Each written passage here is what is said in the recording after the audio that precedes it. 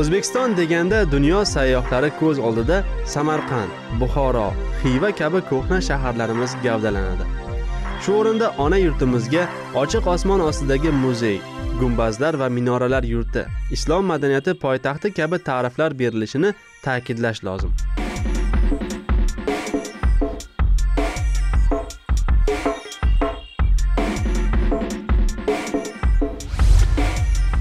Yurtimizning qay bir shahrida bo'lmang, albatta bir necha asrlik tarixiy obida, qadim maskan, o'ziga xos manzara yo'lingizdan chiqadi. Bu shaharlarning qurilishida, bir-birini takrorlamaydigan obidalarning qad ko'tarishida Sharqning buyuk munajjimi Mirzo Ulug'bekning ham katta hissasi bor. 1394-1449 yillarda Samarqandda yashab o'tgan olim va sarkarda o'zining ilmiy kashfiyotlari, astronomiyaga qo'shgan hissasi bilan fanda ulug'lansa, shaharsozlikda bunyod etgan inshootlari bilan alohida qadrlanadi.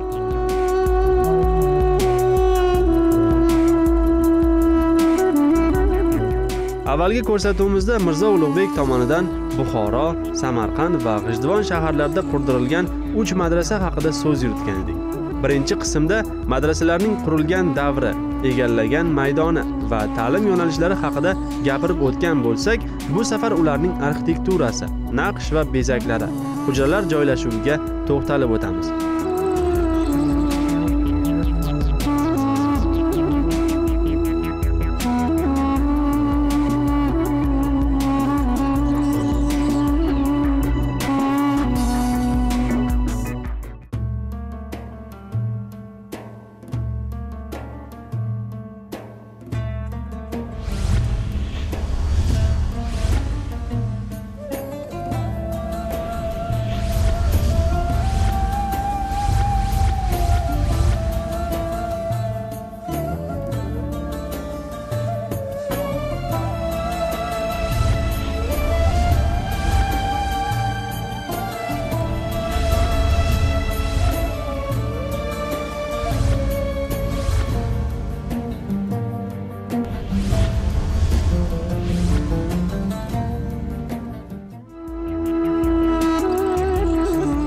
Ulug'bek homiylik qilgan 3 madrasaning har biri o'z davrining alohida me'moriy yangiligi bo'lgan. Zero ular Amir Temur tomonidan bunyod etilgan inshootlar uslubini takrorlagan holda o'ziga xos jihatlarga ham ega edi.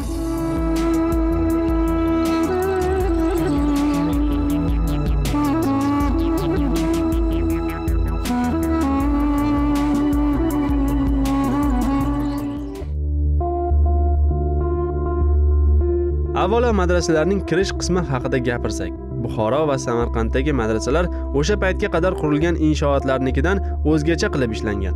Buxorodagi madrasada kirish asosiy darvozadan bo'lib, bino ichiga 2 yo'lakdan o'tiladi.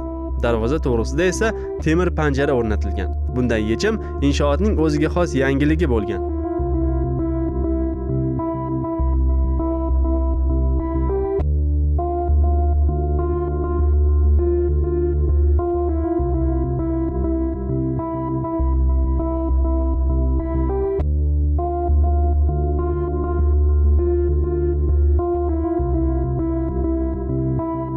Samarqanddagi madrasa qurilishida bu uslub yanada mukammallashtirilgan. Binoga 2 yirik darvoza o'rnatilib, panjara binoning qoq markazidan o'rin olgan.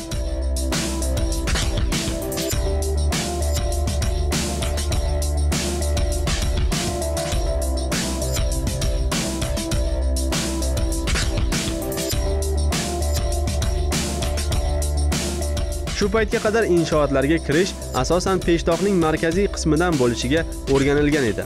Bu yangilik binoga o'zgacha chiroy bag'ishlagan.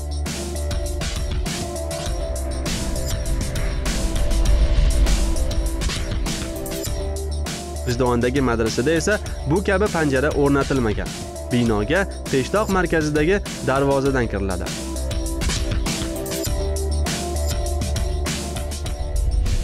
Madrasamizda mana kiraverish darvozalarimiz hali demak asl holatda turibdi.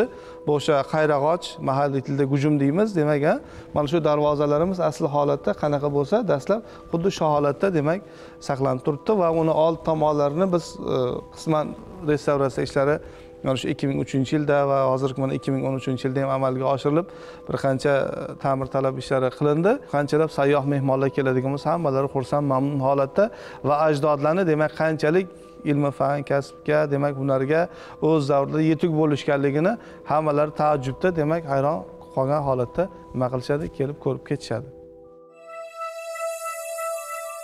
Sharq me'morchiligi talablariga ko'ra, har bir madrasa darsxona, masjid va bir necha hujralarni o'zida jo qilgan bo'lishi darkor. Ulug'bek madrasalarida ham bu talablarga qattiq amal qilingan va tartibga ko'ra madrasaga kiraverishda o'ng qo'lda masjid, chap qo'lda esa katta darsxona barpo qilingan. Xuddi shu hajmdagi xonalar madrasalarning narigi tomonida ham qurilgan.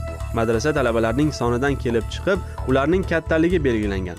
Masalan, Buxorodagi madrasa masjidi 15,5 ga 5,5 metr ko'rinishida, Samarqanddagi madrasa masjidi esa 22 metrga 8 metr ko'rinishida va nihoyat G'ijduvondagi madrasa masjidi 8 metrga 4,6 metr hajmda bunyod etilgan.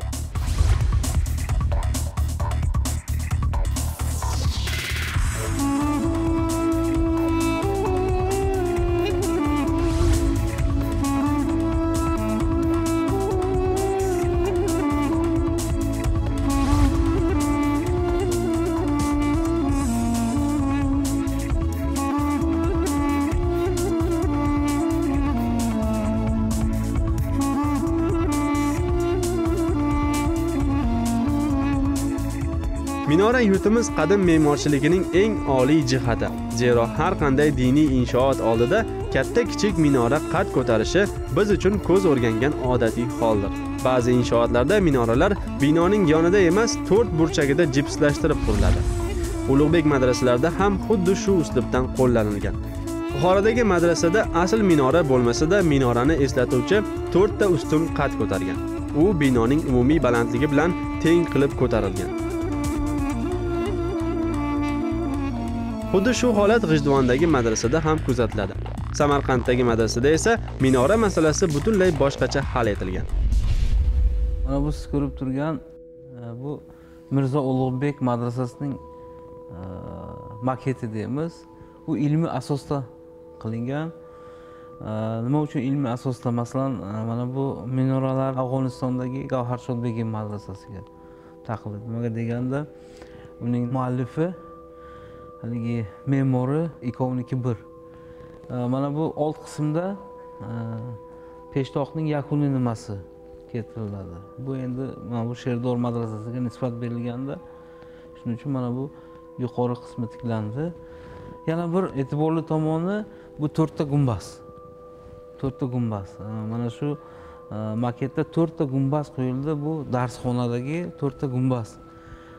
Bu qanaqadir majoziy nimada diniy ilmlarni berishi, bu osmon falak bilan birga bo'lish degan ma'nosini ham anglatadi. Uning orqa qismida ham minoralar bo'lgan. Hozirda saqlangan 3 ta minora hisoblanadi. Bu shu ham pastki qismi. Mana bu 14-15 metrlik nimasi yo'q hozirda. Mana bu sharqiy janubiy minora saqlanib qolmagan, u faqat devor sathida.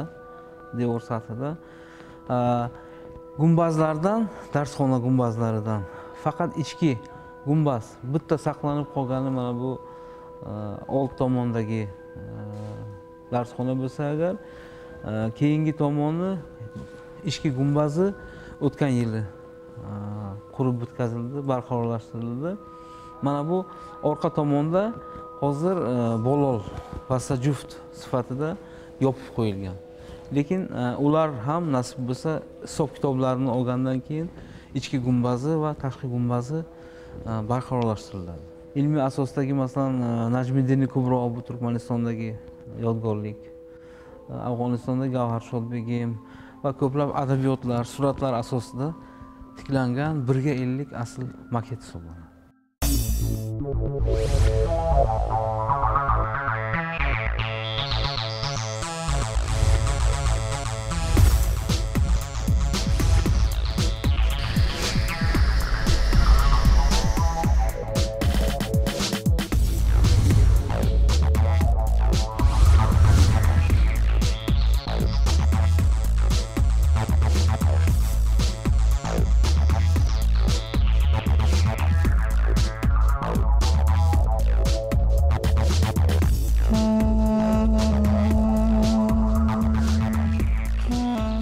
Musulmon sharqi me'morchiligida hujra tushunchasining alohida ahamiyati bor. Lug'atlarda u bir yoki bir necha kishi yashashi uchun mo'ljallangan xona deb beriladi. Madrasalarda ta'lim olgan yoshlar aynan shu hujralarda bir necha yillik umrlarini o'tkazishgan. Hujralarning soniga qarab madrasaning katta-kichikligini, mavqeini aniqlash mumkin. Ulug'bek qurdirgan madrasalar ichida eng salmoqlisi Samarqanddagi madrasa sanaladi. Madrasada 52 hujra jo qilingan. Har bir hujrada o'rtacha 2 nafar talab ilm istiqomat qilgan. Hujralar o'sha davr talablari asosida 3x3, 3x6 metr kattalikda bunyod etilgan.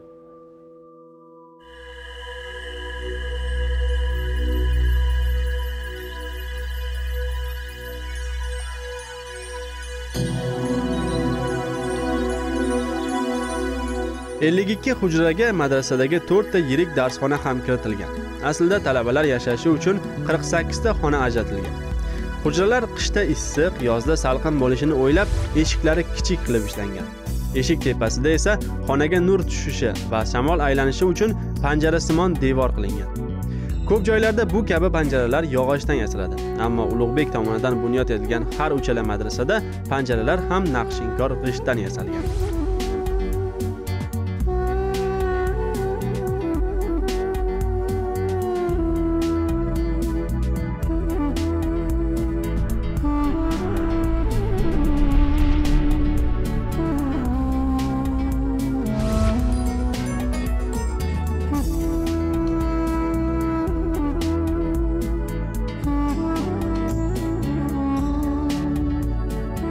Buxorodagi madrasada hujralar soni 40 ta, taxminan 80 nafar talaba istiqomat qilishi mo'ljallangan. Hujralar joylashuvi, kattaligi jihatidan Samarqanddagi madrasa bilan juda o'xshash, ammo bu yerda ikkinchi qavatdagi hujralarga chiqish 4 joydan emas, 2 joydan.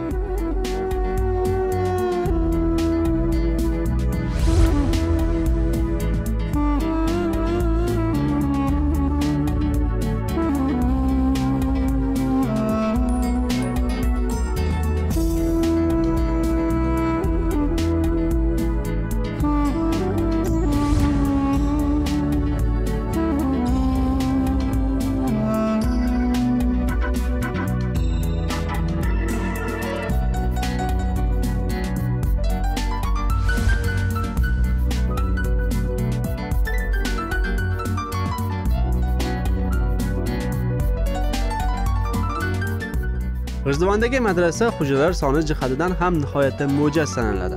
Bino tashqaridan ulug'vor ko'rinsa-da, aslida bir qavatli, ammo baland shifli inshootdir. Unda hammasi bo'lib talabalar uchun 8 ta, mudarrislar uchun 2 ta hujra ajratilgan. Undan tashqari darsxona, masjid va omborxona ham mavjud.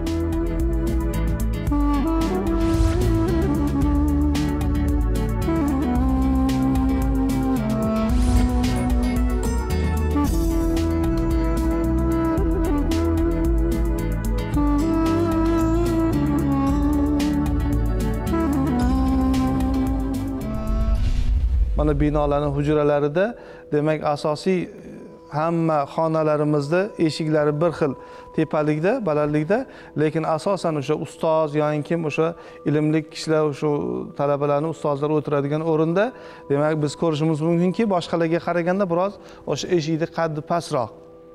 Bu yerda demak qurilgan madrasada hamma narsa ajdodlarimiz tomonidan e'tiborga olingan ekan.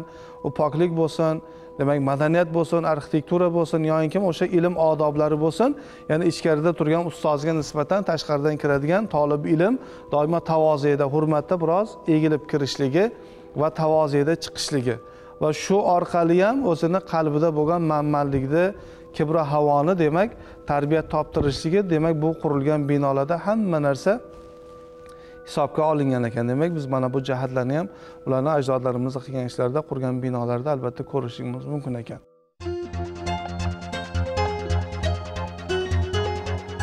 Hujralar haqida gapirganda yana bir muhim jihatga e'tiborni qaratish lozim. Uchala madrasada ham hujralar binoning ichki hovlisiga qaragan. Faqat masjid, darsxonalarning eshiklarigina ko'cha tomonga qaratib qurilgan. Samarqanddagi madrasada esa hamma xonalar binoning ichki tomoniga qaratilgan. Madrasaning tashqi ko'rinishi yaxlit devor shaklida bezatilgan.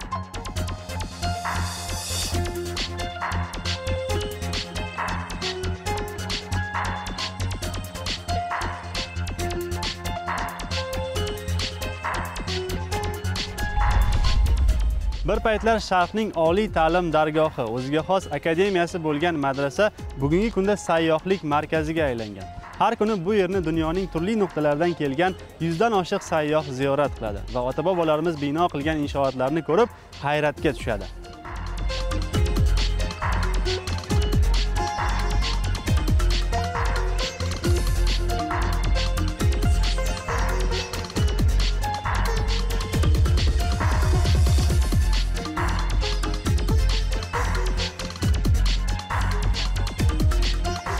Sayyohlar bu madrasalarni avvalo noyob me'moriy inshoot sifatida, qolaversa Amir Temurning avlodi, davomchisi, ilm-fan homiysi tomonidan qurilgan obida sifatida qabul qiladilar. Katta qiziqish bilan olis yurtlardan uchib kelib tomosha qiladilar. Shuning o'zi tariximizni ko'proq o'rganishga, yanada ko'proq ma'lumot olishga undaydi.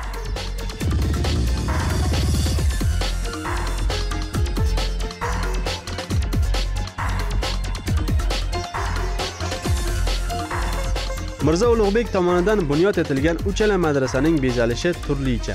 Buxorodagi madrasaning yarmi koshillar bilan bezalgan bo'lsa, Samarqanddagi madrasa to'liq sirli koshillar bilan o'rab chiqilgan.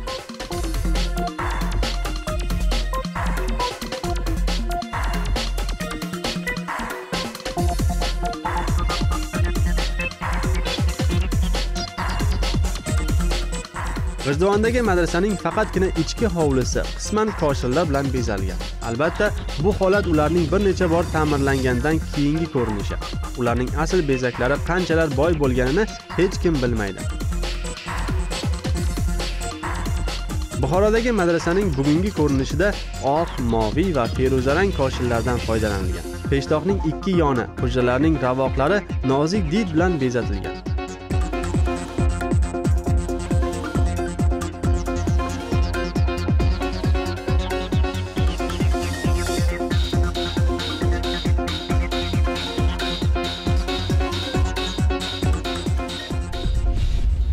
Abdullahxon II hukmronligi davrida 16-asrda birinchi marta restavratsiya qilingan va bu yerda Ulug'bekning kiritgan o'sha naqshlariga qo'shimcha ravishda sirkor g'ishtchasimon naqshlar kiritilgan. Agar e'tibor berib shu yerda agar qarasangiz, agar ana shu g'ishtsimon sirkor naqshalarning kiritilishi bu Abdullahxon II davrida qilingan restavratsiyaning natijalari sanaladiki, bularning sanasi 1585-86 yillar sanaladi. Endi bu madrasa faoliyati 19-asrgacha davom etgan va bu madrasaning o'sha Samarqand madrasasidan farqi 17-20-yillarda qurilgan va 33-yilda qurilgan Ulug'bek madrasasidan farqi shundan iboratki, bular ichidagi eng qadimiysi sanaladi. Birinchi Ulug'bekning o'sha bilim olish sohasida, yoshlarni ilmga yo'llash sohasida qilingan birinchi qadami shu madrasa sanaladi. 23 yoshida madrasa qurishga jazm bog'lagan insonga tashakkur aytmasdan bo'ladimi? Mana bu inson Ulug'bek.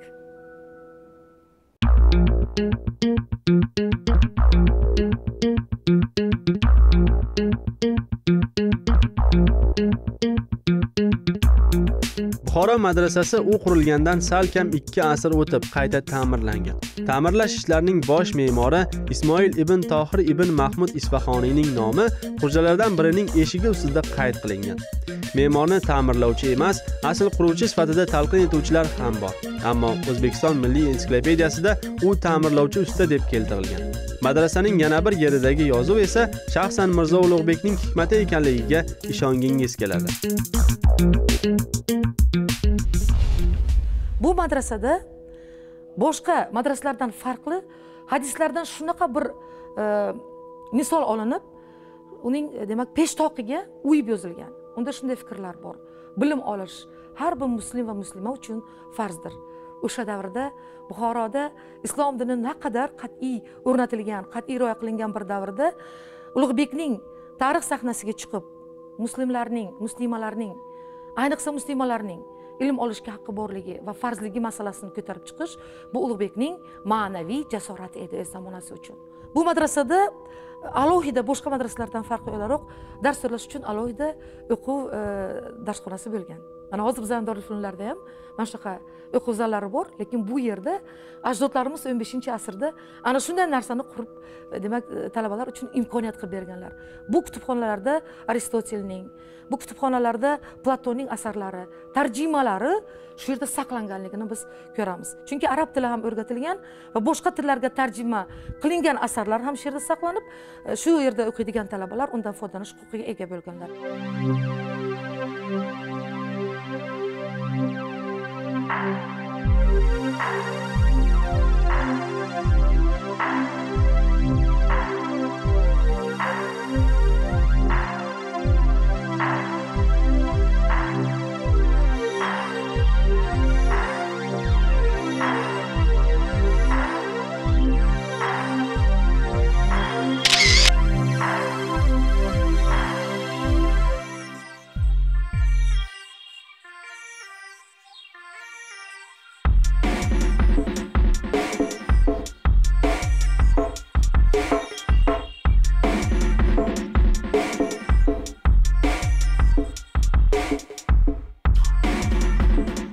Samarqanddagi madrasa bezak borasida boshqa har qanday inshootga o'rnak bo'lishga arzigulik bino.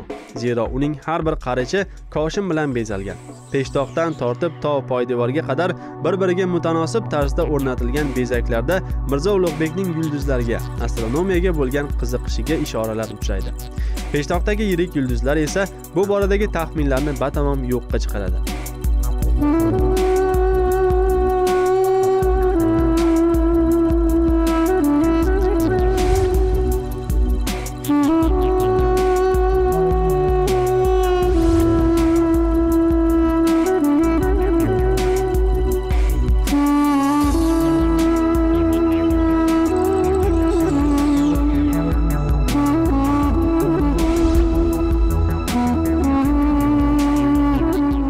G'ijduvondagi Ulug'bek madrasasi nisbatan kam xarjroq ishlangani bois uning hovlisidagina koshinlarga ko'zingiz tushadi.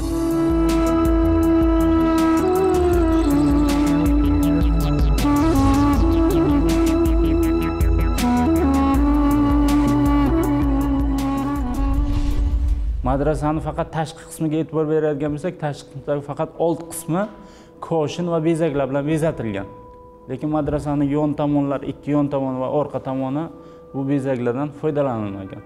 Madrasaning ichki qismi, o'sha ichki hovlisidagi bevosita ichki ko'rinish qismlari ham koshin bilan bezatilgan, faqatgina bu koshinlar old o'sha peshtoq qismidagi koshinlarga nisbatan biroz kamroq bo'lganligi bilan ajralib turadi.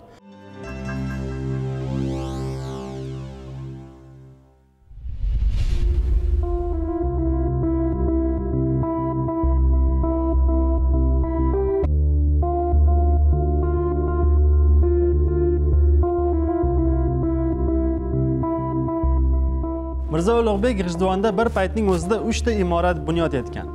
Mana bu madrasa, kutubxona va sal nariroqda tosh hammom bunyod etilgan o'sha paytlarda. Afsuski kutubxona saqlanib qolmagan. Madrasa esa bir necha bor ta'mirlanganligi sababli katta talofatlarsiz bizgacha yetib kelgan.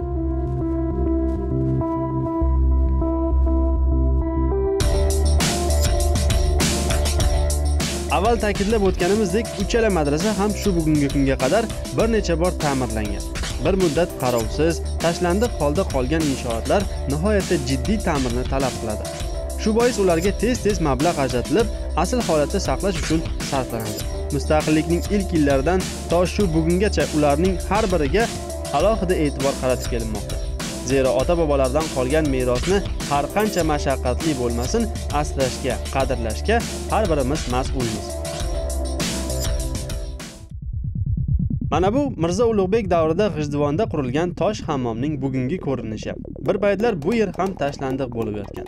Keyingi yillarda uning ish faoliyati qayta tiklanib, yana xalq xizmatiga tortiq qilindi.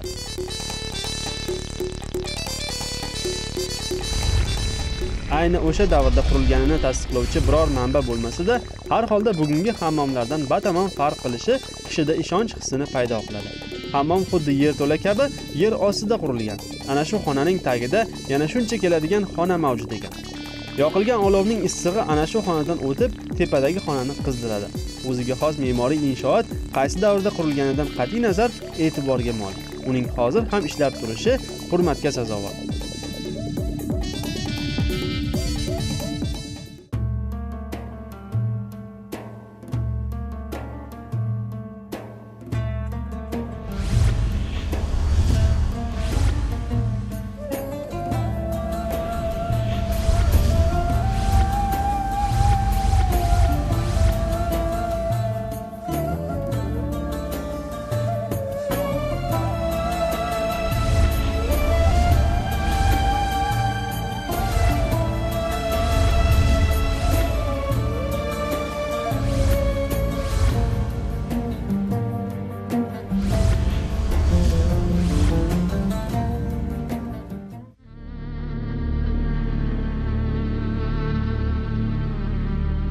Yurtimiz tarixini, me'morchiligini boyitib turgan bu 3 madrasaning tashabbuskori bo'lmish Mirzo Ulug'bek 1449-yilning 27-oktyabrida hayotdan ko'z yumgan. U zotning vafotidan keyin roppa-rosa 564 yil o'tib ketgan bo'lsa-da, bobokalonimizdan qolgan madrasalar hamon kimlarning avlodi ekanligimizni namoyon qilib turibdi.